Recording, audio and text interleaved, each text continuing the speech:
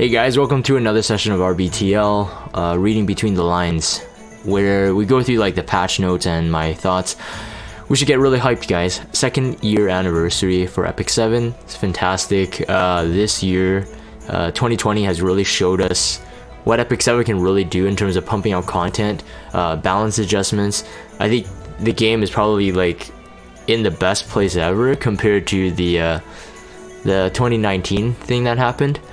So hunt buff event and of course the buff events, fantastic. Finally, everybody's been starving for this. I think it's been a really long time, at least in my memory, that we've gotten something like this, like almost 2 months or something. It's pretty crazy. But just note that unfortunately this is not a full week one, which I would wish that they would bring that back again, where it was like 3 days hunt, or 2.5 days, depends on how you count it. 2.5 days hunt, 2.5 days like runes, like 2.5 days the AP points, and then on the final 2.5 days for the full week, you get all 3 buffs applied. And this is like a shorter version of it. I don't know if they're gonna like release a longer version of it after. And then returning is the Burning Passion pack. I mean, if you spend like $1 or $2 getting your daily coffee or whatever, I think and if you're on a tight budget, I think this is worth it. It only happens like on these buff events apparently, so it's pretty hype. They really know how to like keep that gated, so when they open the gates, people rush in to get it. But yeah, just keep in mind witch hunts. I think this time I will be finally hunting the runes for my SC Pearl Horizon, the doll maker Pearl Horizon. I want to test her out. Otherwise, I mean, gold. Yeah. Everything's good. Everything's good, man. It's just been so long since we have it, so definitely looking forward to it. Free equip event as well to follow up with this. So as we count down to the 2nd year anniversary, yeah. So let's go to the notes. So we have the party pass. We have a Eunice skin. Unfortunately, this is you do have to purchase it with Skystone. It's such a good skin. Like. She's super hot. I've been thinking of mine's sort of molded already. I'm thinking of like leveling up her friendship in order to just, you know, get more skill points, maybe even build her. I don't know. I mean, she's still a really good like attack buffer with decent speed / tankiness combo. So I mean, like she might be pretty usable. That 30% greater attack buff if you have her EE. And most likely you can get it. If you don't, if you're a new player, check out Hall of Trials. You should be able to purchase it. Yeah, the skin is fantastic. I mean, we saw the animation a week ago through the data mine. From my recollection though, I don't think anything has changed in terms of this, like this being like a, you know, 2nd year anniversary hype thing. Like, are we getting anything more out of this one? I don't think we are. Like, I didn't see anything that's really worth buying the what do you call it, the special pass, like the Eunice skin one, outside of the skin itself. Like, you're not getting really anything out of it except maybe the skin ticket, but and the 3 gold transmit, I guess. Yeah, half a ML pull. Depends if you get a Nelson or ML5. Yeah, but definitely I think for this one I have to go for it. I was kind of hesitant on the Tamarine one. I still regret it to this day. Like, it was at a time where I wanted to use all my Skystone to farm hunts and stuff, but I don't think I can skip this one. I kind of assumed that she may have been like free or somewhat attainable without the season pass. Sadly it's not, just because she's a free hero. So it's like the other heroes I can get, like you have to like actually spend the bookmarks or maybe get lucky to get them, the gacha. And then so spending Skystone to get the skin sort of makes more sense to me, but she doesn't really, because you can farm her, she's free, but the skin costs. It's kind of odd, but sadly they didn't really make it more hype. If they did that, I think everyone would be like super excited, and it wouldn't really cost them that much, except the I guess the artwork that went into the skin. It's a good skin though, so I mean, I guess they deserve it. But anyway, Choux.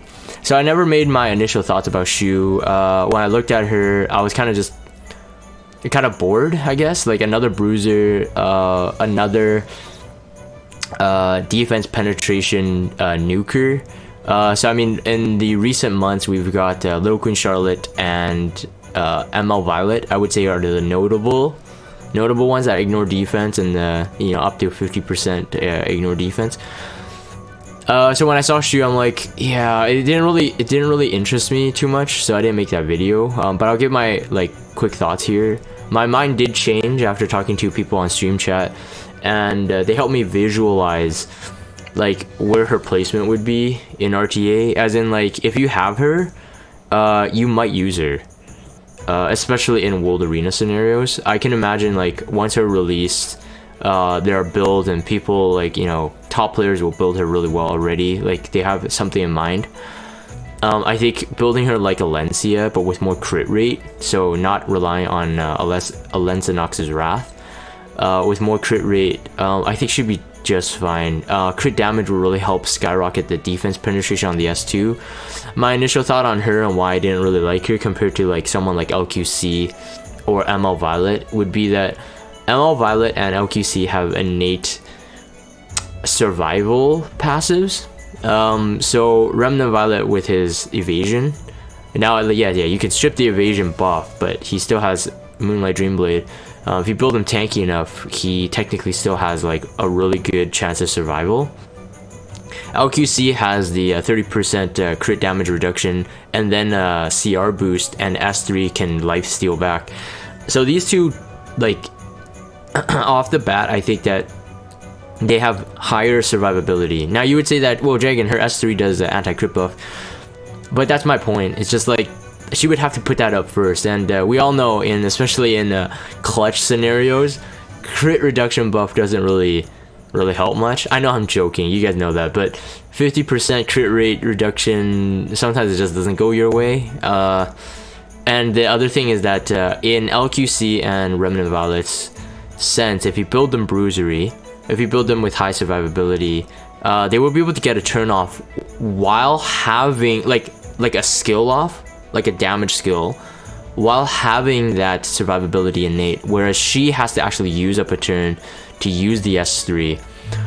That's what I thought the weakness was, but of course that you can choose not to do that if you have outside sources of damage mitigation, FCC barrier, crowd defense buff, Ra's defense buff, stuff like that.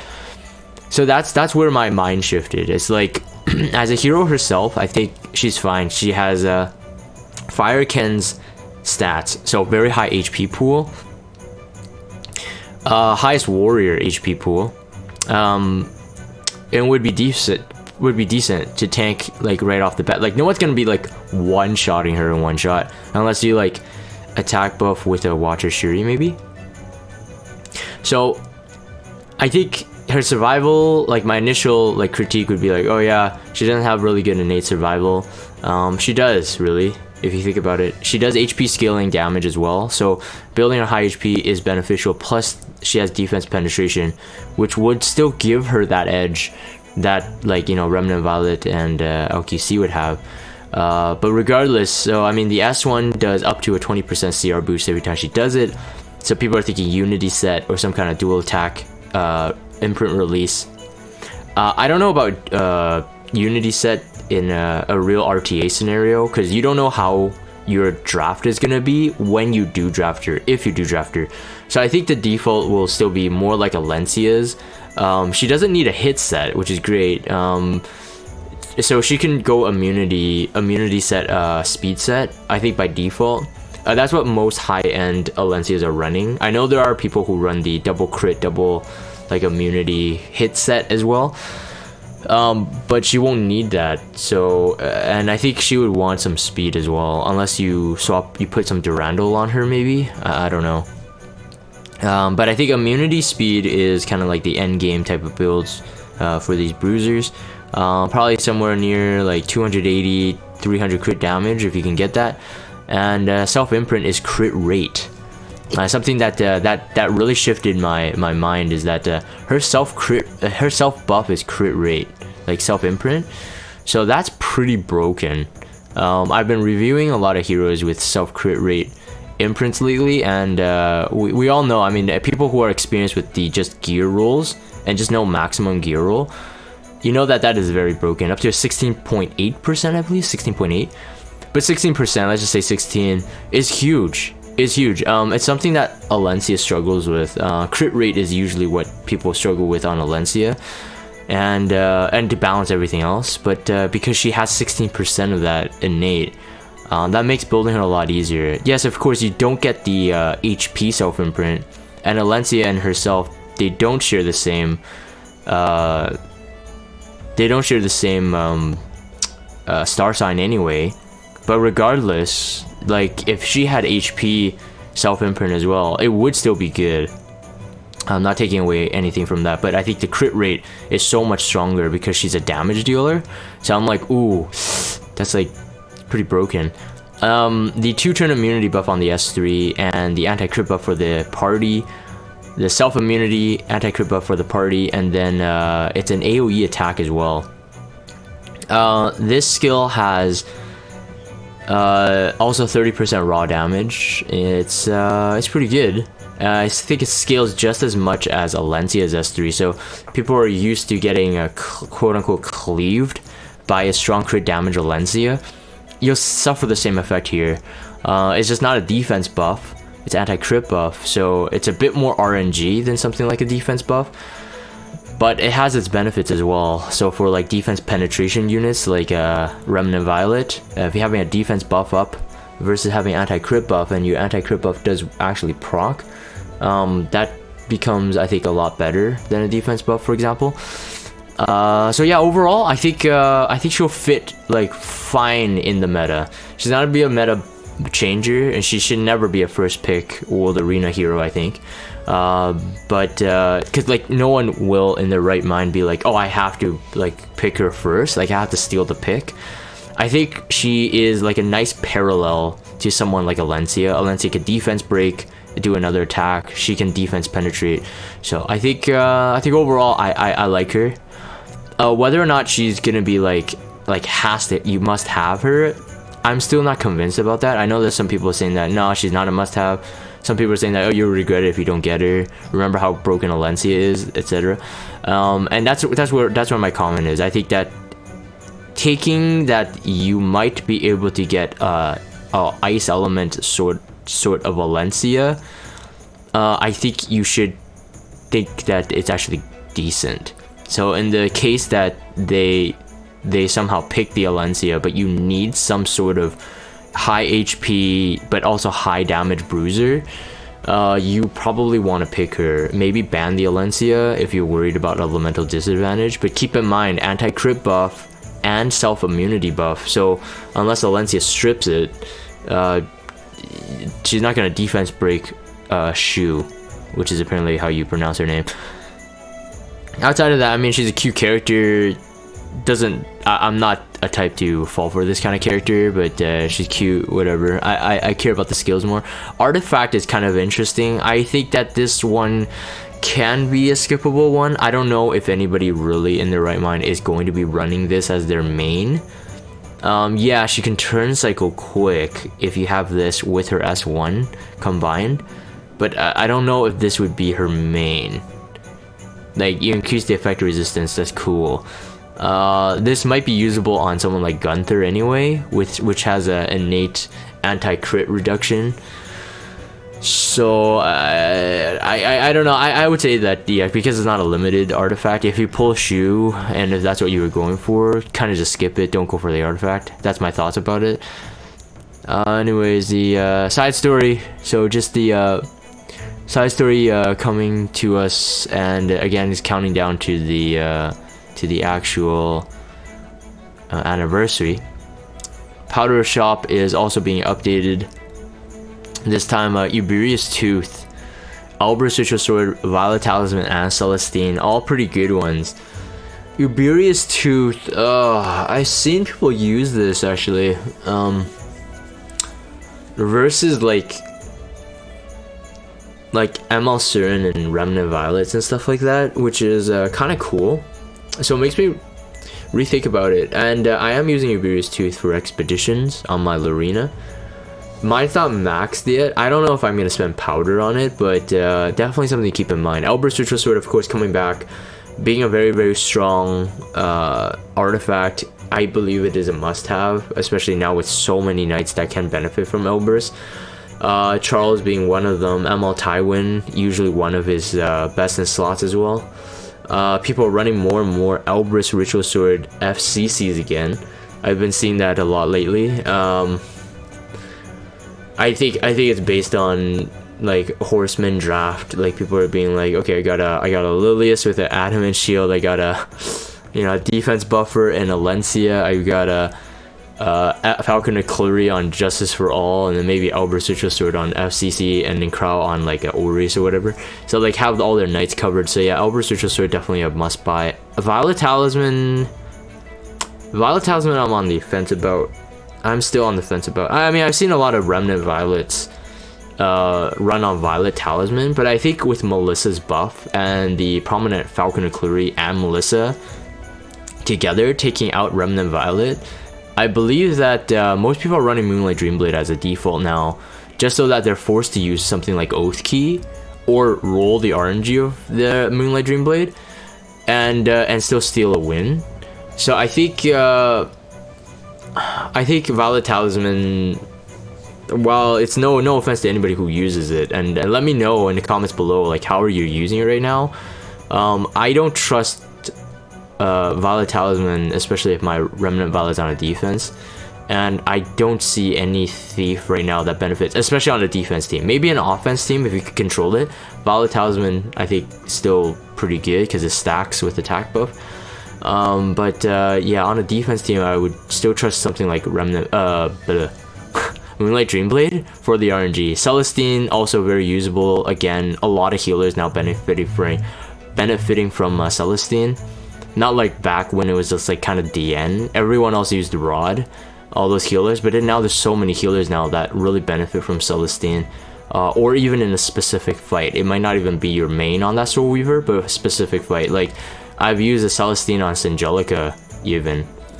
Depends on the fight. And so yeah, I mean this time I think the rotation is pretty solid. I'm waiting for my Dignisorb one. I need a Dignisorb, man. The 4-stars Aureus, if you're lacking those, is a really good time to pick it up as well. I think for people who are lacking artifacts but who are, you know, playing RTA at a serious level, Aureus now being, I think it's a really high priority artifact again. It's always been, but back when it was just Guild War, you just really needed like 2 max copies. Now you need like, I don't know, 4 to 5 just in case. The other ones I don't, I'm not that, we got 2 of the new artifacts. This one, I think people are using it a lot, but I still prefer Proof of Valor. Unless the hero is really slow. I prefer Proof of Valor. And that's pretty much it. Skin ticket, the Akate Summer skin is added now. So yeah, the very quick one. Not much except I guess my main thoughts on Choux. Finally released. I think I'm gonna pull for her. I don't know if I'm gonna go pity on her though, for Choux. Otherwise, counting down to the 2nd anniversary, I think in the coming weeks, especially on the Sunday stream, just keep in mind, I believe there's a Sunday stream on the Korean stream. They're gonna be releasing some previews, so I'm pretty excited to see what comes about that one. So expect a weekend video